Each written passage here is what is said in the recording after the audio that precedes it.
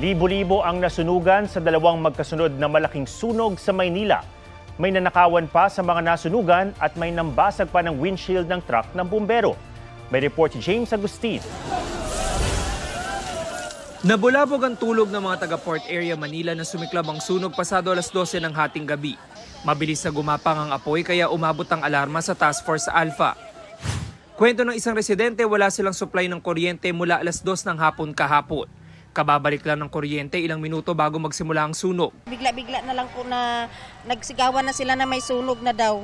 Kaya ni gamit, wala po kaming naisalbang gamit. Habang lumilikas sa mga residente, sumalisi naman umano ang isang lalaki sa mga bahay na walang tao. Tumulong lang po. Binasag din umano ng ilang residente ang windshield ng isang fire truck sa hindi pa malamang dahilan. Aabot sa 200 bahay ang natupo. Mag-alas 2 naman na madaling araw sumiklab ang sunog sa barangay 123 sa Tondo, Maynila.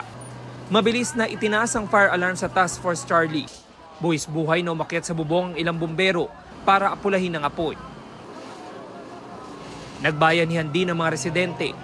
May ilang tinanggal ang yero para makalabas ang usok sa nasusunog nilang bahay. Ang isang residente naman, sumabit sa wire ang kaliwang paa nang tumalon mula sa bintana. Ang ilan napaiyak dahil walang naisalbang gamit. Mga anak ko, kasama ko, wala na rin nasalba. Kapit na lang sa Panginoon, wala na mangyayari. Nandyan na biglaan lang Kung may nailigtas mang gamit, ninakaw naman ang iba. Nakawan na nga po ako ng 2 helmet na bago Oo, ngayon lang po. Ako lang po nag-iisa Pasado alas 7 ng umaga nang ideklarang kontrolado ang apoy. Ayon sa Bureau of Fire Protection, 500 bahay ang natupo. Inaalam pang sanhi ng apoy na nagsimula sa isang 2 palapag na bahay. Hinahanapan na ng pansamantalang matitirhan ng mga nasunugan sa Maynila. Iniimbestigahan pa ang sanhi ng mga insidente ng sunog. James Agustin, nagbabalita para sa GMA Integrated News.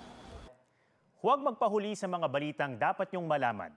Mag-subscribe na sa GMA Integrated News sa YouTube.